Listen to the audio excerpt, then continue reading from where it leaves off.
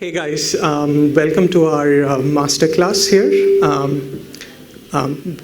My name is Lav Kapoor. I'm a director in KPMG cybersecurity, and I have my colleague and friend Subhodeep here, again with KPMG, and we're going to be the ones taking this masterclass, which has a bunch of slides followed by a quick demo of the proof that we are presenting here.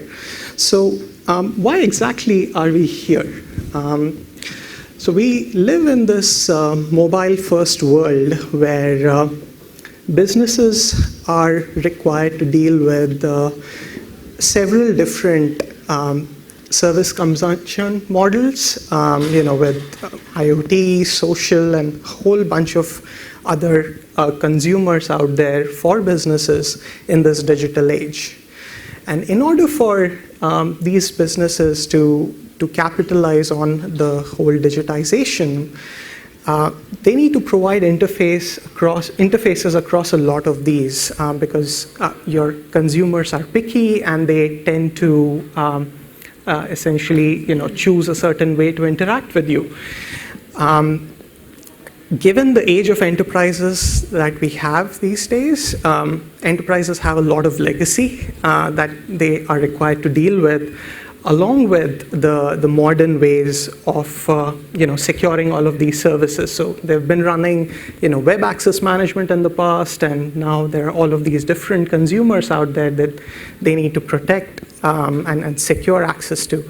And the whole coexistence of legacy and modern and the interoperability across them to preserve the user experience comes with its own set of challenges, which is something that we'll delve into today. So here's a high-level outline of what we'll be speaking about. So we will quickly look at the evolution of web apps and hosting, and then we correspondingly see how web access management has evolved, with the way the web apps have evolved there, and look at a quick primer of OAuth 2.0, which is something that has come into the mainstream with securing of APIs. After that, we'll get into the problem itself, where we talk about the disconnect between different types of resources that are in place today.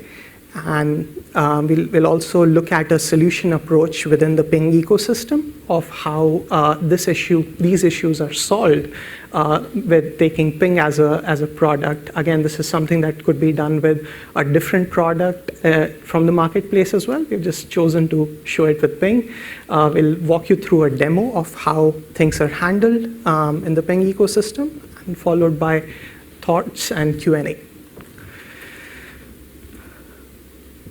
So from an evolution perspective, we started off with the pre-internet days of client-server in the 80s, and went into a tiered model in the 90s, where we had 3 tiers and growing into N-tier architectures.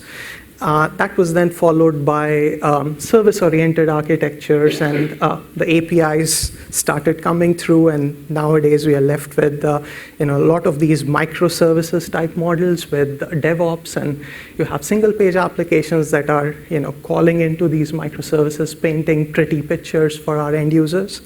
So that's a quick evolution that has gone into web apps or into applications over the several years.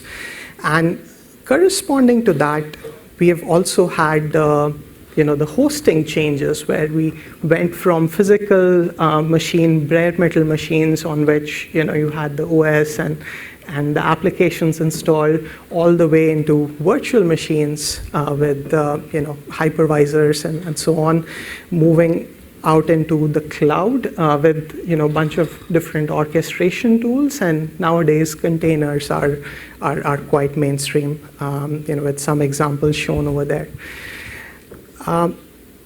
Quick note on the threat landscape. So essentially, we had a perimeter to protect and safeguard ourselves earlier.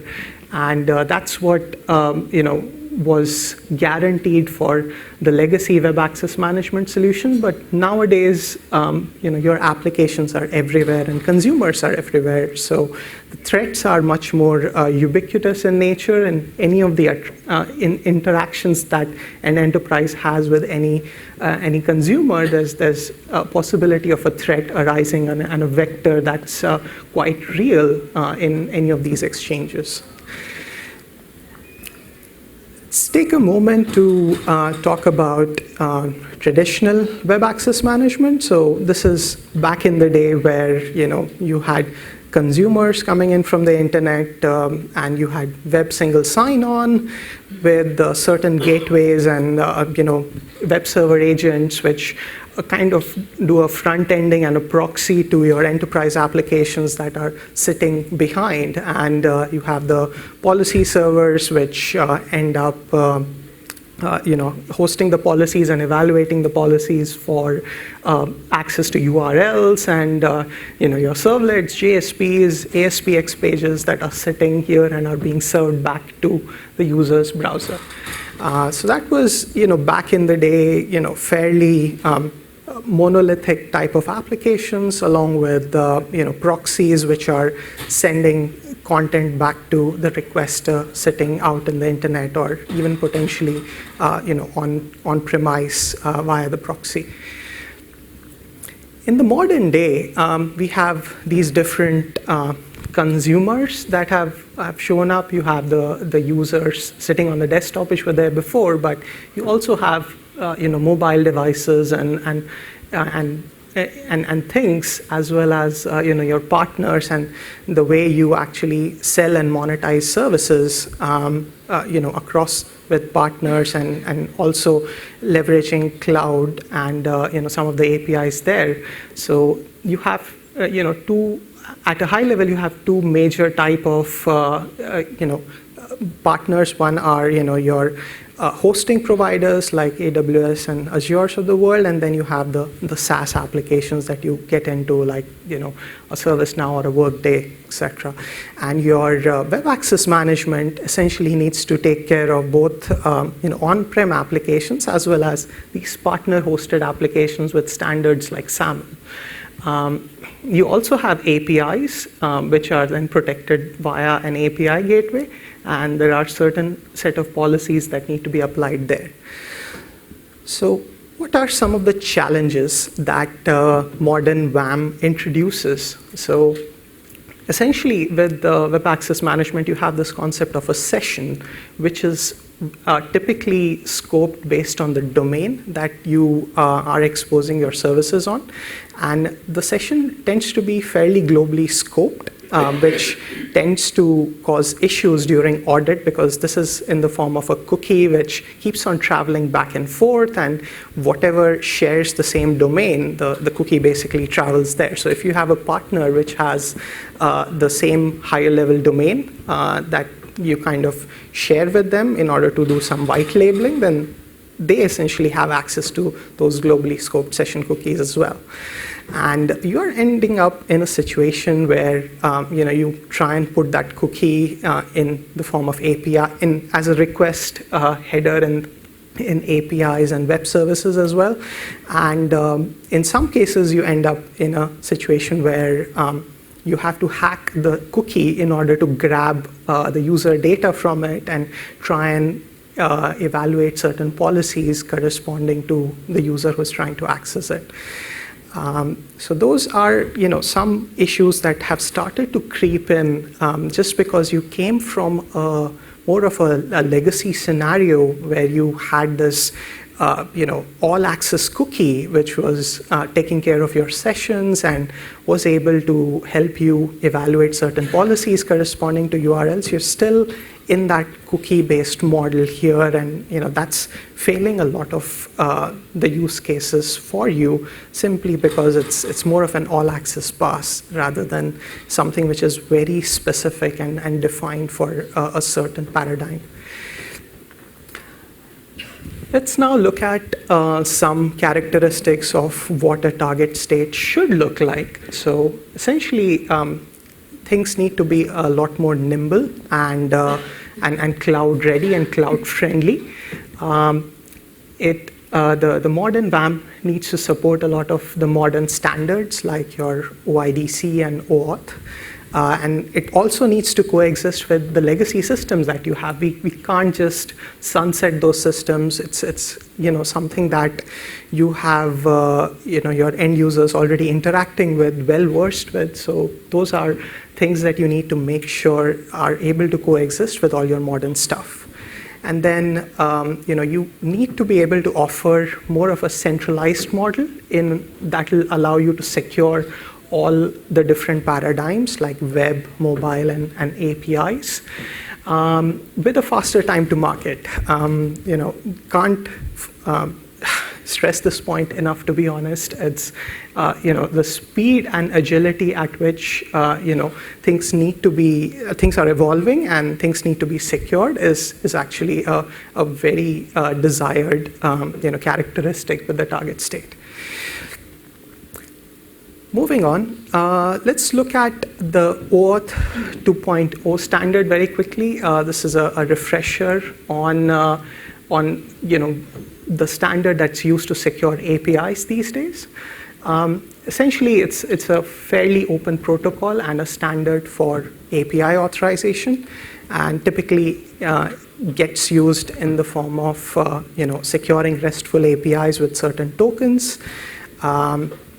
And you essentially give your consumers access to tokens without actually having to share their primary password or their credentials as such in most of the grant types that it supports. We have two major types of tokens in addition to the authorization code, which are in use with OAuth 2.0. There's the access token, which is essentially used to access the resource that you are trying to tap into via an API, and the refresh token, which is basically used to get new access tokens and try and have a refresh mechanism in place in case you need to access the API endpoint once again. Let's now look at what OAuth 2.0 solves. So let's say you have an application which needs to access different API endpoints that are, say, hosted by an enterprise called Google. You have an application sitting on a mobile device which is required to enter passwords for tapping into, say, a Gmail, a Google Drive, and a Google Pay. For some purpose. So essentially, the password has to be re-entered and potentially saved to access all of these different services in the good old days where the password was king. But now this has actually been fixed with the advent of OAuth, where you have the ability to authenticate once the resource server says that I need some token to be able to access this particular endpoint. You get to the authorization server, you present certain credentials, and you get your authorization code or the access token depending on the grant type, and then you access the resource server with tokens as opposed to password. So that's a major improvement of the kind of shackled nature of passwords that we had with OAuth, where you're now able to access things via tokens as opposed to via just the password itself. Now, securing APIs is a vast topic on its own, and there are examples out there where enterprises have failed to secure their APIs, and they've been in the news, and they've actually had some fines as well around the same. So it's definitely an area to be concerned about. We've listed a few few of the common headlines that we got here. Again, anonymizing, but no points for guessing which ones these are. So let's now get down into the problem statement itself. So we had essentially, in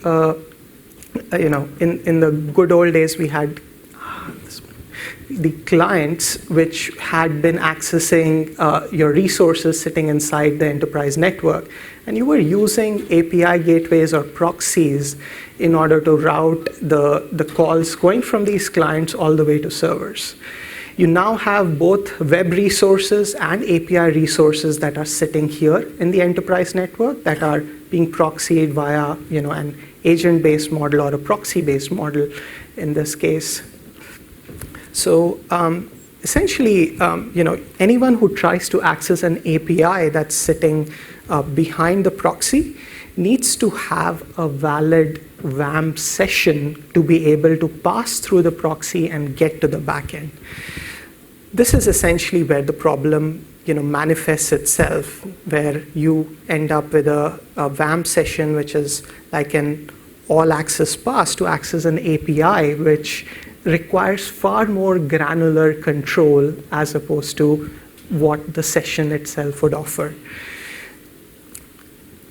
Getting into some of the details here with different consumers and different APIs. So as we have more and more API providers that join into painting of a certain page or delivery of a certain service to the consumer, you now have to deal with multiple API providers which might need the users to log in.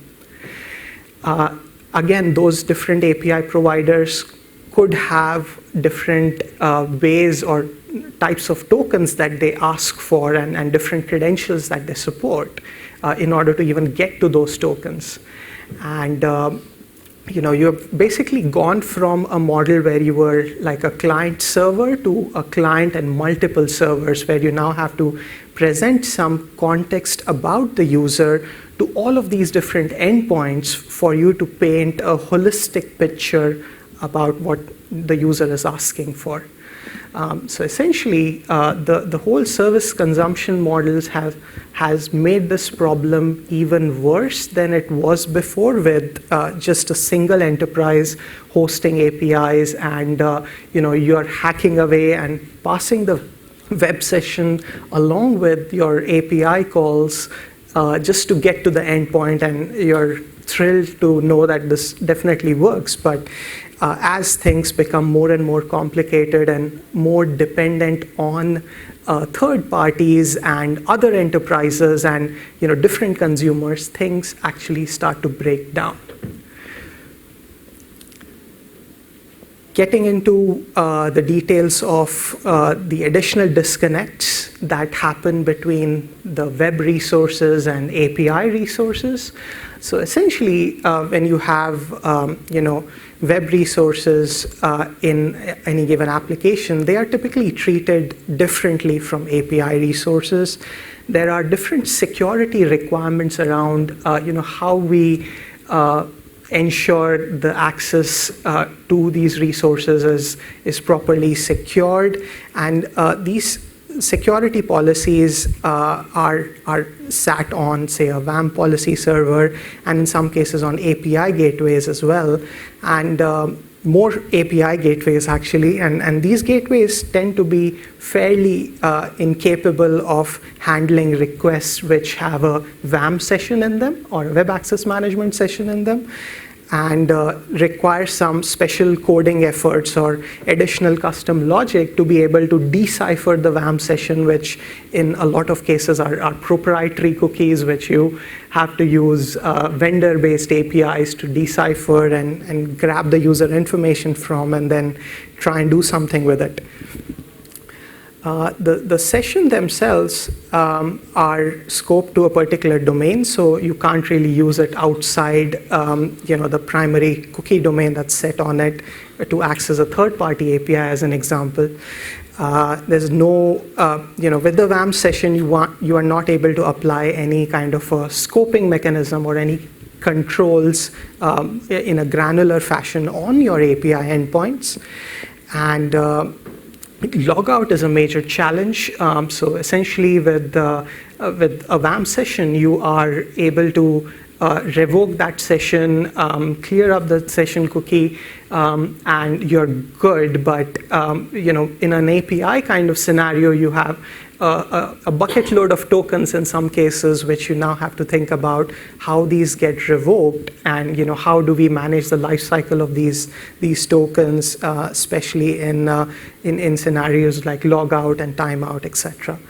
Last but not the least, getting that audit trail on what the user accessed and what all was actually used to get to a certain target is fairly difficult, because there are different logging systems in place across different properties and endpoints. So you end up with a situation where you now have to collate all of that information together in order to make sense of what the user journey was and what he accessed, when he accessed something, etc. In order to take a case in point, we look at a single page application along with microservices, where we have a mobile application that's accessing a bunch of different APIs to paint a pretty picture in front of the user, and a browser-based application which has a web app, and that's using certain APIs as well to paint the full picture for the user. And each of the API calls that are being invoked, either from the web app or from the mobile app, tend to be stateless. In the web app, it's more of a VAMP session that travels all the way across, because it's a cookie that's already set by your web access management provider. Whereas in case of APIs, you really need to make sure you're sending the right token out to the APIs for them to assert the user and provide you the right output. And not all of those APIs are standard based, and by that I mean they could be using different types of tokens that are required to assert the user information and authenticate the incoming caller. And essentially your VAMP protected resources, which are your APIs and the web app, for the APIs specifically, you need to have an ability to have the VAMP session being able to access those as well via the web app, in addition to just the APIs themselves freely via the mobile application. The next slide here is a quick comparison of the older way of securing web applications with the VAMP session, and now with the APIs that are required to be accessed by OAuth, which is a standard that's maintained specifically for API access. There's a lot of differences around the way these are represented and where they are stored and how they're supposed to be used. And essentially, what's important here on this slide is your VAMP session was used more of like an all access pass. It's always going to be present. You didn't have to think twice about the fact that the session cookie is going to be passed and you're going to be okay in terms of asserting the user, evaluating the policies for any given servlet, JSP, etc., whatever they're accessing via your web app. However, with OAuth, you are essentially targeting just the API access. So it's very constrained and very specific to the way APIs are accessed. With that, I'll hand over control to my colleague Subhodeep, who will talk about how these web resources and API resources are handled within the Ping ecosystem, just to ensure that interoperability is not a challenge. And again, just to reiterate, Ping is just one of the products in the marketplace, which we are using as a sample for this demo and illustration. There are other products out there which do the same thing. Over to you, Subhodeep. Thanks, Lav. Oops. Okay. All right. So before we get into the demo, let's take a look at the Ping ecosystem and what components are involved in this. So we have PingFederate, which acts as the identity provider. It basically has support for various identity standards like SAML, OAuth, WSPED, OpenID Connect. And PingFederate can also act as your federation hub for all your web access management use cases. PingAccess, on the other hand, is primarily used to protect resources. It does session management. It can work with variety of token providers, and there are various deployment. There are various ways you can deploy PingAccess and PingFederate. In this particular diagram, PingAccess is deployed on the DMZ. Probably, and PingFed inside the network. So all the requests are coming in which are intercepted by PingAccess. PingAccess can also be deployed as a proxy, as well as it can have agents, which kind of works like a traditional VAMP system. Let's take a look at, a deeper look at an user flow where PingAccess is protecting an API endpoint. So in this flow, an user requests an access token to PingFederate. That's kind of step 1 and 2. The user's credentials are validated, and then you get an access token. So the access token is then passed to PingAccess. PingAccess is protecting all your API and web endpoints. So in this scenario, PingAccess is responsible for validating your access token. That's step 5. The important piece here is step 6, where PingAccess would inject HTTP headers to the API endpoint. Now, in this scenario, your APIs and your web endpoints are kind of treated very similarly, and that helps immensely from a development standpoint because your APIs doesn't really need to worry about the access token. So everything is validated on PingAccess. And as you would see, PingAccess kinds of acts as this layer. It does both the job of a VAMP server as well as an API gateway kind of a flow where it validates all the incoming access tokens. So we'll look at a demo where we'll look at how PingAccess and PingFederate would protect a web and an API resource, how it used to work traditionally, and how we can have PingAccess also protect APIs, and what kind of rules we can apply on top of that. Okay. So for our demo, we have this shopping application. So our application has 3 modules. It has a transaction, an order, and an admin module. So for the admin module, it needs administrative roles. And as you would see, we have protected this application using PingAccess web configuration. So for all the requests, we are expecting a VAMP session from the browser. So without a PingAccess VAMP session, we won't have access. If you have a valid VAMP session, certain rules are being applied for all these different resources, and access is granted or denied. So with that said, let's just jump into the demo. Okay.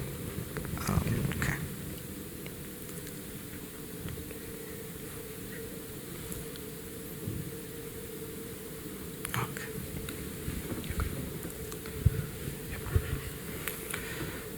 All right. So this is our login page for the web app. So we are gonna log in using a normal user, Joe, and so he logs into this shopping cart app. So he can do a bunch of stuff here. He can add stuff to his cart. Let's take a look at his profile first. So as you would see, he has an x_user, which is being injected by PingAccess. So that's traditionally how HTTP headers would be passed to access VAMP resources. Now he can go into his order page, he can add a bunch of stuff to his cart, and he can look at his transaction history. So again, these are just different endpoints that the user is accessing. So he looks at his transaction history, and there is an admin URL. So he can, let's say he can go and access the admin endpoint, which shows all the purchase history for all the users. Now he doesn't have access to it. So this is a rule that is applied on PingAccess, which prevents him access to a particular URL resource. Now that's traditionally how a typical web access manager management system would work. Oops. Okay. Now we'll go back and introduce some more complexity to this. So let's say we want to expose all these REST endpoints to your mobile device, right? So on the right hand side, all these users who are using mobile or IoT devices, they would come in via your API gateway, and they would come in with a valid access token, right? The PingAccess layer, which only accepts your VAMP session, would not allow this access request to go through because it doesn't understand the access token. This request doesn't come in with a valid access token. So one of the solution probably would be to hack into this access token and create a VAMP session out of it, and then pass along this VAMP session to access these resources. And that's probably not a good idea, because access tokens doesn't have information around how this user was authenticated, and it should never be used to generate a authenticated session for that. It should only be used to access APIs. So the correct way to do it would be to pass along that access token and let PingAccess validate that access token. Apply rules on top of it based on the scopes for that token, and if everything is good, pass the HTTP header down to the APIs. And from an API development standpoint or from an API consumption standpoint, nothing changes because it just consumes the headers. So it doesn't matter if the request is coming in with a VAMP session or an access token. The development or the consumption pattern is exactly the same. So we'll go back to our shopping app. So we have a tab for APIs. So, okay.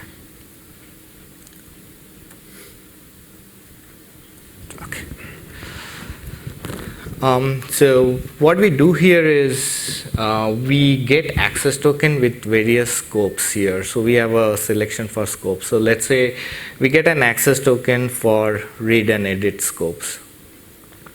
And we have two different endpoints. We have an admin endpoint and an ordering endpoint. So we got an access token with scopes read and edit, and we call the order endpoint. And we got access, which is great. Now we use this same access token and call the admin endpoint. And we got an access denied. Now what's happening here is PingAccess is applying certain set of rules based on the scope for the access token, and it's allowing or denying access. Similarly, if we get a token for an admin scope and try and call the admin endpoint, it works. So we will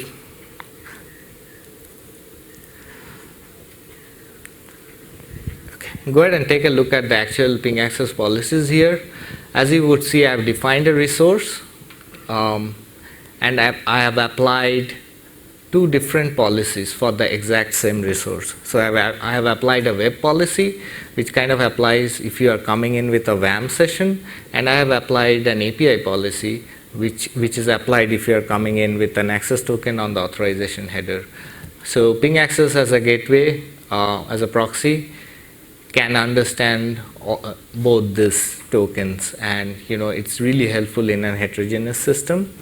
And it really helps simplify your policy management, since now you have all your access related policies in one UI in one place, and it would drastically reduce your time to market and management of those policies. So with that, I think I'll conclude the demo and get into final thoughts here. So essentially, our user base and our customers have come to expect the same kind of experience no matter where they access your services from. And they've grown to be pickier, and they choose who and how they actually interact with you. And we basically, as practitioners, need to be cognizant of the fact that they could be coming in from anywhere, and our job is to basically ensure that they access things securely across the entire ecosystems of our businesses and partners that we partner with to provide these services. And leveraging modern technology allows enterprises to both build and secure that end-to-end user experience. And some of the leading practices here are to absolutely secure the VAMP token, constrain the domain down to what's necessary. Take a look at things like token binding, which gives a higher level of assurance to where this token is coming from. Use the commonly known flags to restrict the usage of the VAMP token, like HTTP only to disallow script access, and secure, which would only allow the token to be sent out on an HTTPS channel. Make sure that you distinguish a user token versus an API token. These need to be handled quite differently from each other. And make sure OAuth is used properly with the right set of mechanisms in place for an access token versus a refresh token. What kind of grant types should be used for a given scenario and are being used, and also things like proof of key exchange for credential exchange. And with that, we have another colleague of ours who is going to be talking about VAMP modernization. And this is a quick introduction for that masterclass. So in case you want to know more about modernizing VAMP, you should definitely check this masterclass out. Over to Q&A now. Yes? I didn't see you talk about the logout of the token, and you got WAMP and session and token mixed together. How do you do like a single logout or a logout? Yeah, I can answer that. So single logout, pretty much you have to kill all your VAMP sessions as well as your access token. So your token provider, whoever is producing those tokens, in our demo it was PingFederate, so it would be the job of PingFederate to kill off all the tokens. So it would give you a single logout URL where you would redirect the user to invalidate all the related tokens. Do the tokens work in like different domains, like a session? If you have like multiple companies and they're in different domains and they're using the token, how does the other, say, domain know about it? How to kill the token if they're not using things, but they're using another vendor type? So I guess that's a deeper discussion we need to have, but if you have different companies with different tokens or sessions, so what typically happens is you would have redirections happening on the browser to those different service providers who needs to do the log off on their behalf.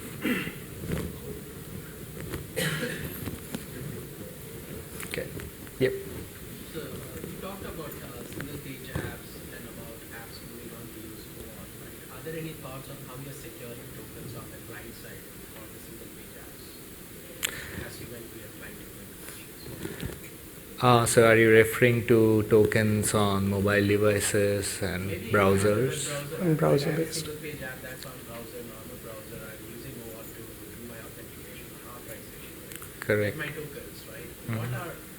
What are the best practices that we need to follow to probably secure those tokens better on the client side, right? Because you called out man-in-the-middle attack as one of the reasons, as one of the threats that are facing modern barriers, right? So what in your experience have you gone through in trying to protect those tokens at storage on the client side? Yeah, I guess it's more to do with trying to secure the browser side of things itself. I think with tokens, you have this man in the browser attack vector, which is something that hasn't been solved for yet. The man in the middle is taken care of mainly because of the enforcement of SSL or TLS while exchanging these tokens, but essentially what you're looking at and have to work with is this browser memory where the token lives, and you have to have a way of securing it for any given browser that you might be compatible with. You have some secured storage in certain browsers that allow you to safeguard access to this browser memory only for the domain that has actually set this information there, but not a whole lot exists in order to protect that token. At least from a browser perspective, it's much more evolved, I would say, on the mobile app, where you're able to securely store certain refresh tokens, which you could then send out to grab a different access token at another time. And we see mobile apps do this all the time, where they store the refresh token out in the memory, and then when you relaunch the app, you are able to tap into that refresh token. In one of the implementations that I was a part of, we actually used more of a online challenge to unlock certain memory on the mobile device in order to be able to decipher the refresh token and then be able to grab another access token for access. So an offline brute force attack is something that can happen, but you can always ruggedize your app to have an online component on top of that to be able to unlock the memory that is holding your refresh token, as an example. Right. So, also, on access tokens, you can limit based on who issued you the token. So if a particular client issued you the token, the validation call that would go back for the introspection, you can limit it to certain clients and certain resources. So it's not like if that access token is compromised, it's not like you get access to everything. Unlike a VAMP session, where if a VAMP session is compromised, you typically would have access to everything. Yeah. So I guess following up on that, on one side you had talked about actually getting access tokens or refreshing your access token by having a refresh token in a spot. It seems like you're getting back into the same problem where, if you have this man in the browser attack, you're not stealing the access token, you're stealing the refresh token, which seems like equivalent, I guess, to this WAMP token. Partly, but a WAMP token kind of would always have a wider scope, right? So it's like you would protect all your apps using a WAMP session, and if that is compromised, everything is compromised. But in case of an access token, it's kind of limited to a particular API. So you can limit, this access token has X, Y, and Z scopes, which gets validated, and you can only access this particular API with that. It's not like you're having access to all your apps. So there are steps you can take. Also, there are certain intelligence you can apply on top of your API gateway itself, which can look at various attacks and prevent those. You can take measures against those. please. In the demo that you showed, so you were reflecting the API by PingAccess, and PingAccess was doing the checking of scopes. I'm assuming, what was the last mile security to the API? So if you were to hit the non-vanity URL, I'm assuming you're using the proxy pattern for the API as well. What was the last time you did? Were you still passing access token to the API, or? It was passing HTTP headers. So it was doing, okay, thank you. Yeah. Yeah, please. Do you see WAM as continuing to be a long-term strategy, or is there an alternate future where all the apps become first-class consumers of OpenID Connect and OAuth? Just curious, do you see a role for WAM continuing? Well, in our experience, these things are in a stage where they have to coexist. There's like no getting away from it as quickly unless you're like a 5-year-old startup where you don't have a lot of legacy and you're able to move faster with the pace of modernization and the advent of all of these standards and adoption of these standards. So there is still a place for VAMP to exist and coexist with all of these modern standards, and that's essentially what we are saying here today.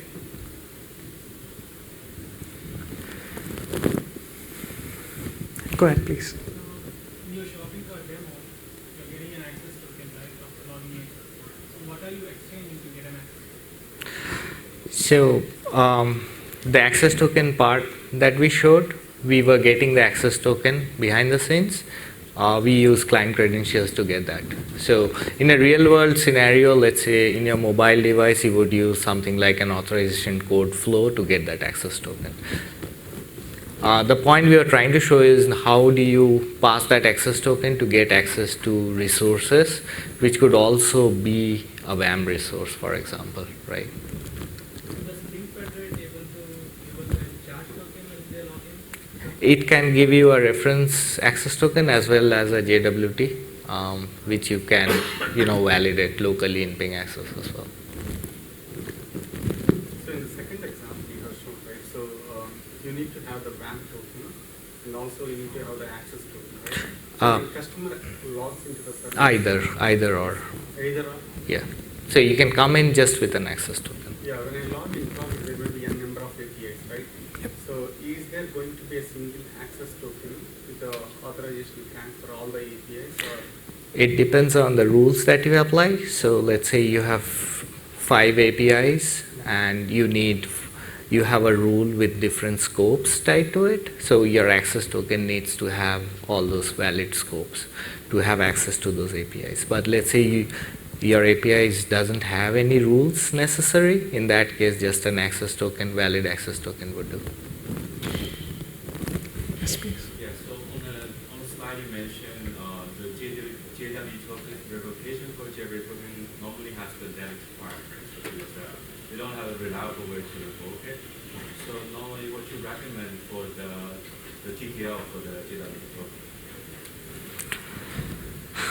So that's a good question. I mean, Yeah. I guess it depends on the use case. Typically for access token, you do not want it to be very long, but you would have a refresh mechanism in place. In terms of revocation, your authorization server should be able to revoke those access token as well as the refresh token. Also goes back to the grant type you're using, right? So if you are using authorization code flow to get an access token, that's way more secure than an implicit flow. So if you're using implicit flow, probably your TTL should be very less. So it varies on the use case. Yeah, please. You showed the web policy and API policy in PingAccess for the same resources, right? Yes. So is your recommendation for browser-based clients to rely on VAMP sessions, and for API-based clients rely on OAuth JWT? Precisely, yeah. So if you have an API resource, it should be accessed via access token if the user has an access token. So if you are accessing an API resource but you do not have an access token, then the VAMP session should be honored and similar policies should be applied. So what about for SPA? So, they are in the browser, right? Single-page apps. So single page apps, if you have a VAMP session, right, you might have a login page and maybe you're doing Kerberos based auth. So you would get a VAMP session. Then you can use that VAMP session. But if you are dealing only with access tokens, in that case, for single page app, it should continue to just work fine because your PingAccess layer would validate all the tokens that's necessary. All right. Right. If there are no more questions, then we'll conclude the session. Thank you very much for your time.